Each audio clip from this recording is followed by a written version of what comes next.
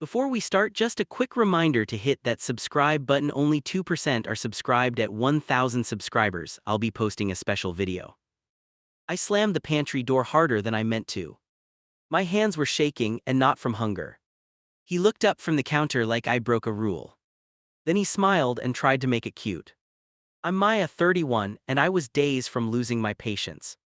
I pressed both palms under my belly and breath slow. He reached over, fingers light like I was glass. My skin crawled anyway, and I hated that. We need to lock in a name tonight. His eyes stayed steady. I nodded because arguing takes energy I did not have. He slid a notepad toward me and tapped it twice. The tap felt like a countdown and my throat tightened. I wrote two names fast just to keep control. He watched the pen like it could betray him. Then he leaned in casual and cleared his throat. What about Elise? The word landed like a slap. I stared at him, waiting for the punchline. My mouth opened and nothing came out. You know that moment when your brain goes blank on purpose? Then my face got hot and my eyes stung. He lifted both hands, palms out like I was holding a weapon. It's just a name. He tried a soft laugh. I nodded once, slow, like I was humoring a child. My heart kept thumping in my ears, louder than his voice. Elise, I repeated it and it tasted wrong. His jaw tightened for half a second, then relaxed again. He knew exactly what I meant, and he still waited. He wanted me to do the work for him. I set the pen down with care, too much care. My nails dug into my own palm under the table. Why that one? My voice came out thin. His eyes flicked to my belly, then back to my face. He rubbed the back of his neck slow, like he rehearsed it. It's pretty, he shrugged, quick and practiced. Simple, classic. He smiled like that ended the conversation. It did not, and he could feel it. I pushed the notepad back toward him, inch by inch. He kept his hand on it, holding his ground. I could see the tiny pulse in his temple. That pulse made me want to flip the table. You told me you were over her. I hated saying it. He blinked hard, then breathed out through his nose. I am. His voice went flat, and that scared me more. Flat meant he was managing me. I tried to keep it calm and I failed. My laugh came out sharp, almost ugly. You want to name our baby after your ex? He flinched, just a twitch, and it was real. His shoulders squared like he was about to argue a case. You're making it weird, he pointed at me with two fingers. I'm not making anything. I pushed myself up, slow and shaky. My chair scraped and the sound felt loud in my skull. He stood too, and his hands went to my arms. I pulled back, not violent, just firm. Do not touch me right now, my voice surprised us both. His mouth hung open and he looked offended. He took a step back and then he smiled again. That smile was wrong for the moment. You're hormonal, he said it like a shortcut. I clenched my teeth so hard my jaw ached. I turned away, then turned back because I'm stubborn. Say her full name, I heard myself demand it. His eyes widened like I broke a secret rule. He hesitated, and that pause told me everything. You know who I mean. His tone got tight. I nodded once, slow, almost polite. Exactly. I let that hang there, sharp and quiet. He swallowed and his throat bobbed. He reached for the notepad again, fast. He drew a line through one of my names like he owned it. That tiny move made my stomach drop. I stared at the crossed out ink like it was a warning. You don't get to do that, my voice came out steady. His eyebrows lifted and he played confused. We're deciding together. He tapped the paper again. The tap was back and my hands started shaking again. I leaned forward and took the notepad from him. He grabbed the edge and we held it between us. For a second it felt like tug of war over our kid. Then the baby kicked hard like a protest. He let go too fast, like he got burned. His eyes dropped to my belly, then bounced away. That look was not about the baby. It was about guilt, and he could not hide it. I tried to breathe slow and clean. Tell me the real reason. I kept my voice low. He shook his head once, quick, like a refusal. I don't want to fight tonight. His lips pressed into a line. I stared at him and I saw the choice he made. He wanted peace, but only if I stayed quiet. I nodded like I accepted it, and that was my mistake. Inside, something cold clicked into place. I walked to the sink and ran water just to move. My hands went under the stream, then I shut it off. He watched me like I might explode, and I almost did. Instead, I turned around and smiled back, even though it hurt. Fine, I kept my voice even, almost sweet. His shoulders loosened like he won. Then I pointed at the name on the paper. But if you say it again, I'm leaving this room. He stared at me and the air went heavy. His lips parted like he wanted to test me. Then he nodded slow like he was granting mercy. That nod made my skin crawl all over again. I took the notepad and folded it in half. I slid it into a drawer and I shut it hard. He watched the drawer like I hid a weapon. In a way I did, and I knew I would use it. I yanked his sweatshirt off the chair and his phone slid out. It hit the floor and lit up like it wanted attention. A preview flashed for half a second, one word, one initial. I snatched it fast because my brain ran ahead. I told myself I was only checking the time. That lie lasted maybe 2 breaths. The screen showed a pinned thread at the top. The contact name made my stomach twist, Elise. My thumb hovered, then pressed anyway. If you have never snooped, you will judge me. If you have, you know the sick thrill. The last message read, "Are we still on for tomorrow?" I read it twice, then a third time. The bubble under it was his, and it was short. Yeah, same place, no emoji, no softness. It felt worse that it looked normal. I scrolled up and my hand went numb. There were gaps like someone cleaned a crime scene. The dates jumped, then jumped again. He had deleted pieces, and he did it on purpose. I backed out and checked the call log. Her number sat there more than once, close together. Not ancient history, not one random slip. My throat tightened and I swallowed it down. I set the phone on the counter and listened. He was in the other room, moving around too quietly. Then his footsteps stopped like he was listening too. I grabbed the phone again before he could appear. I opened the photo app like it might explain anything. There were no selfies with her, which almost fooled me. Then I saw a screenshot from a map search. A location name sat at the top, saved for quick access. I told myself it could be for work. I told myself I was being dramatic. Then I tapped the details and my face went cold. It was a coffee place near his office, not near us. I heard a door hinge creak and I locked the screen. He walked in with a glass of water, acting casual. "You're up late," he leaned on the counter and watched my hands. I held the phone low and my pulse gave me away. I couldn't sleep, the words came out too smooth. He nodded like he believed me, which felt fake. His eyes flicked to the phone, then away. That tiny glance felt like a warning. He reached for the phone and I moved it first. Not a big move, just enough to block him. His mouth tightened, then he forced a laugh. Seriously, his voice had a sharp edge. I shrugged like I did not care, even though I did. "You left it out," I kept my tone light. He held his hand out again, patient and firm. That patience made me feel trapped. I gave it back because I needed to survive the moment. He turned his body away while he unlocked it. His thumbs moved fast, too fast for comfort. When he faced me again, his smile was back, too neat. He kissed my forehead and acted like we were fine. I stood there stiff, letting it happen. Then his phone buzzed and he flipped it over instantly. That move was the loudest thing in the room. When he went to bed, I followed at a distance. He placed the phone under his pillow like a teenager. I lay down and stared at the ceiling, blinking hard. My mind kept replaying that message about tomorrow. Around dawn, I slid out of bed and grabbed his laptop. Yes, I know how that sounds, and I did it anyway. I typed his password on the first try, which hurt in a new way. The calendar tab was already open, like he forgot to hide it. A lunch block sat there with no title.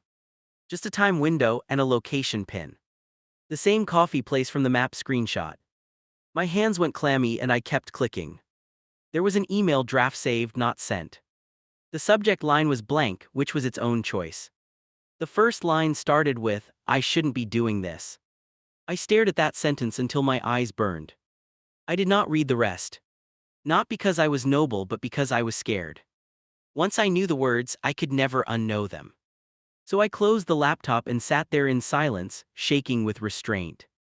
Later that morning he walked in cheerful, too cheerful.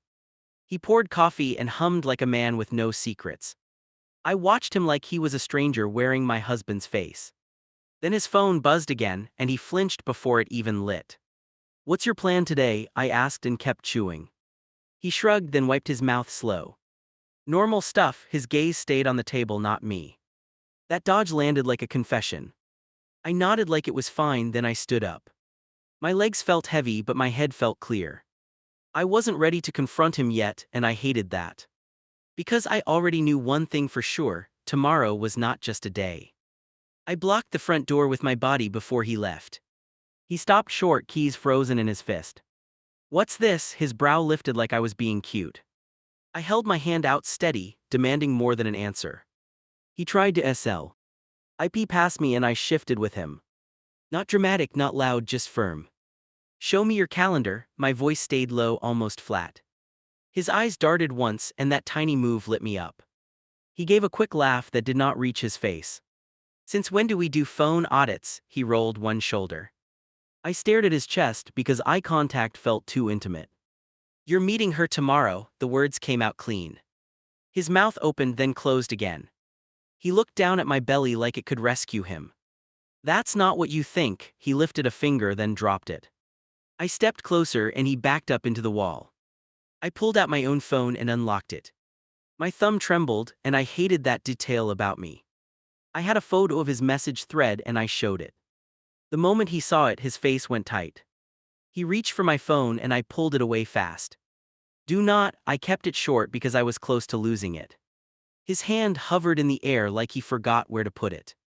"Okay," he nodded once like he was granting permission again. I waited and the silence stretched ugly. He cleared his throat and looked toward the hallway. "I ran into her." He said it like a weather report. My stomach turned because that was way too smooth. "Where?" I asked, and my nails dug into my own palm. He exhaled slow, like I was exhausting him already. "Near work." He stared at the floor then flicked his gaze up. That word "near" made my skin buzz. Near meant planned. He started talking faster, like speed could fix it. "She saw me, we said hi, that's all." He spread his hands wide. I nodded like I believed him, and he relaxed for half a beat. Then I tilted my phone toward him again, and he stiffened. "That message does not say hi." I kept my tone almost polite. His lips pressed together, then he muttered. It was brief. I took a step closer and he swallowed hard. "How many times?" The question sat between us like a blade. He tried to dodge with a sigh and a shrug. "Why are you doing this today?" His voice cracked at the end. I almost felt bad for him and I hated myself for it. "Answer me." I pointed at his chest because I needed something solid. He rubbed his forehead with 2 fingers. Twice the word dropped out like a loose screw. I stared at him, waiting for the rest to fall. He lifted his chin, like 2 was supposed to be acceptable. "Twice isn't an accident." My voice sharpened on its own. He flinched, then set his jaw like a stubborn kid. "It wasn't romantic." He said romantic like it was the only crime. I laughed once, short and ugly, and he blinked fast. He tried to steer the conversation away from her name. "We're naming a baby, you're stressed." His hands moved in circles. I stepped back and shook my head slow. "You brought her into our home with one word." I watched him react. His eyes narrowed like I was the problem again. "It's a name." He made it sound harmless, almost sweet. I held up my phone, then lowered it like a threat. "Then say another one." My throat burned on the last word. He hesitated, and that pause screamed louder than shouting. His gaze slid to the side, then returned, trapped. "I don't know." He said it softly like he wanted pity. That was the moment I knew he wanted something from her still. I took one long breath, then another. "Were you ever going to tell me?" I asked, and my voice shook. He opened his mouth, then closed it like a broken door. He stared at my belly again, and I realized he was choosing silence. I stepped aside and let him reach the doorknob. He paused there, shoulders tense, waiting for my permission. "I'll cancel." He said it fast like he could erase time. I watched his hand hover over the handle, and I didn't stop him. I grabbed my shoes and followed his car out of the driveway. My hand slipped on the steering wheel, and I hated myself for it. I kept telling myself I was being paranoid. Then he made a turn he never makes on work days, and my stomach sank. I stayed 3 cars back and watched his brake lights. He drove steady, like he had nowhere to hide. At a red light he checked his mirror twice. That second look felt like he was counting me out. He pulled into a lot near a coffee spot. He parked far from the entrance, like he wanted space. I parked farther back and sat there breathing through my teeth. My phone buzzed with a text from him, and my heart jumped. "Running errands, back soon." The message looked clean and calm. I stared at it until my eyes watered. He was lying while I watched him with my own eyes. So I typed okay and felt something in me harden. I got out and walked slow because my body forced it. I kept my face neutral because panic makes you stupid. He stepped toward the doors, then stopped like he sensed me. He turned his head and his gaze skimmed right past my face. I should have turned around right there. Sincerely, I should have gone home and screamed into a pillow. Instead, I head straight in because I needed the truth in daylight. My breath caught when I saw her. She was already seated, leaning forward like she owned the moment. He slid into the chair across from her and his shoulders dropped. That drop told me he felt safe with her. I stopped behind a display stand and listened like a coward. You weren't answering, her fingers drummed the table sharp and quick. He lifted his palms, trying to calm her without words. I had to handle something, his voice stayed low, almost careful. Careful was the part that hurt. She reached into her bag and pushed a folded paper toward him. He glanced at it and went rigid for a beat. Then he covered it with his hand like he was hiding a wound. I stepped out from my hiding spot before I lost nerve. His eyes snapped up the second I moved. He stood so fast his chair scraped and heads turned. What are you doing here? His voice cracked on the last word. He did not ask if I was okay, and that told me plenty. I walked to the table and planted my hand on the back of his chair. My legs trembled, but my voice came out steady. You told me errands. I held my phone up with his text visible. He looked at it like it was a weapon pointed at his throat. The woman's gaze slid over my stomach, then back to my face. Her mouth tightened like she tasted something sour. Oh, she leaned back and crossed her arms. That single sound felt like she knew exactly who I was. He reached for my elbow and I twisted away. Not dramatic, not loud, just done with being guided. Sit down, I nodded at the chair like I was the host. He did not sit, and his refusal made the room feel smaller. I can explain, his hand hovered between us, useless and shaking. I stared at his knuckles, because looking at his eyes felt dangerous. Start with why she's here, my words came out clipped. He swallowed hard and the silence answered first. She needed help, he finally forced the line out. The woman snorted and shook her head once. Don't do that, she pointed at him and he flinched like she trained him. I felt my face go hot and I hated that too. Help with what? I asked and my voice rose a notch.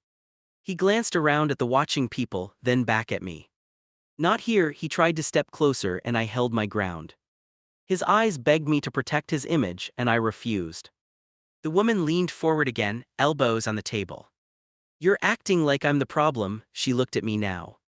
Ask him what he promised, her words came out sharp and sure.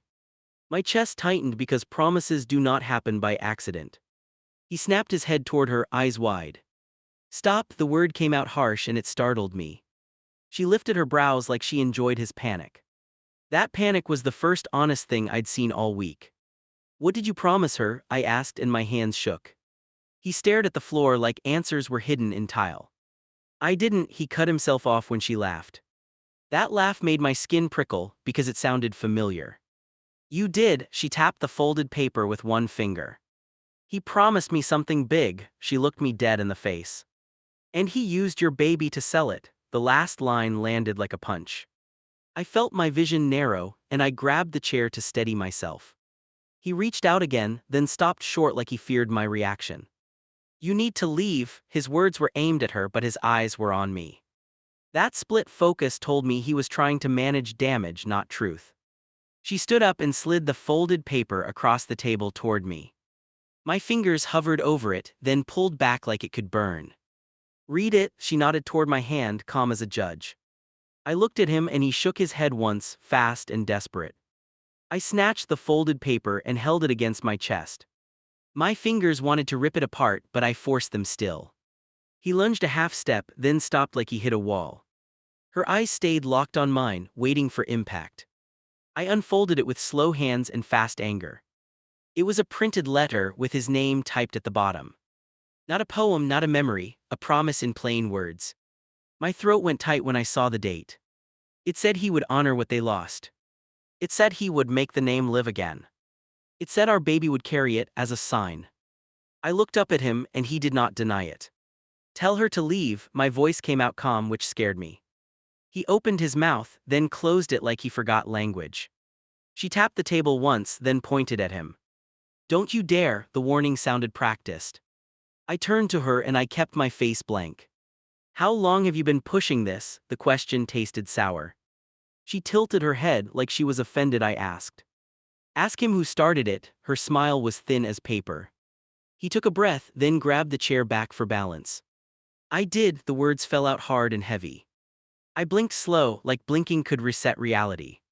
You wrote this. My voice broke on the last syllable. He nodded, then shook his head, then nodded again. That contradiction was so him, and I hated it. I thought it would help, he rubbed his palms together, frantic. Help who? Help what? Help you feel less guilty. I slid the letter across the table toward him. Read it out loud, I pointed at the lines with my nail. His eyes skimmed it and his face drained. He could not even fake confidence with his own words. He tried a softer angle and reached for my hand. I pulled back fast because touch felt like a trap. Don't make me the bad guy right now, his voice went sharp. That line flipped a switch in me and I saw him clearly. I leaned in, close enough to keep him pinned. You lied to my face twice today, my voice dropped low. He flinched, then glanced at the door like an escape route. I followed his glance and she was already blocking it with her body. Stop crowding him, she stepped forward, chin lifted. I laughed once quick and it came out ugly. He's not a child, I looked her up and down then shrugged. She reached for his arm like she owned it and he let her. That single move did something to me. It did not hurt like jealousy, it felt like proof. He stood there letting another woman claim space beside him. So I stepped back and let the silence crush him instead. Why the name? I kept it simple because simple cuts deeper. He stared at the tabletop, jaw working like he was chewing glass. Her fingers tightened on his sleeve and he did not shake her off. That detail told me who mattered in his panic. He finally spoke, voice low and shaky. We picked it once, he swallowed then tried again. She lost the pregnancy, he winced on the last word. I held my breath because I felt the room tilt. I hate admitting this, but my anger flickered for 1 second. Loss is real, grief is real, that part I understood. Then he kept talking and the sympathy died fast. Because grief does not excuse stealing my baby's identity. She called me 2 months ago, his hands opened, empty and pleading. She said she was drowning, his eyes darted to her seeking approval. She nodded like a judge granting permission to speak. I watched that dynamic and felt sick. He admitted he met her in secret more than once. He admitted he deleted messages because he didn't want stress. I almost laughed at that because stress was already living in my bones. He kept calling it protection, but it was control. I offered to help financially, he said it fast like ripping a bandage. Her face lit up for a second, then she hid it. My chest tightened because now it had a price tag. He was bargaining behind my back and using our child as currency. She cut in with a sharp tilt of her chin. He told me he'd make it right, her voice stayed steady. He said the name would be the apology, she tapped the paper again. I stared at her nails on that paper and my skin went cold. I turned back to him and I kept my voice even. Did you tell her I agreed? I watched his face for the crack. He hesitated and that hesitation was the answer. My stomach clenched and I grabbed the chair to steady myself. He tried to fix it with speed and softness. I never said you agreed, he lifted both hands again. I said you would understand, the words came out small. Understand, like I was a tool for his cleanup. I stared at him and realized the bigger truth. He did not want a partner, he wanted a prop. He wanted me pregnant and quiet while he played hero elsewhere. That realization hit harder than any message thread. I pushed the letter into his chest with one finger. You used our baby to manage your guilt, I spoke slow and clear. He shook his head, eyes wet, mouth trembling. Then he whispered, I thought I could fix it, and I felt nothing. I moved my gaze to her and kept my tone flat.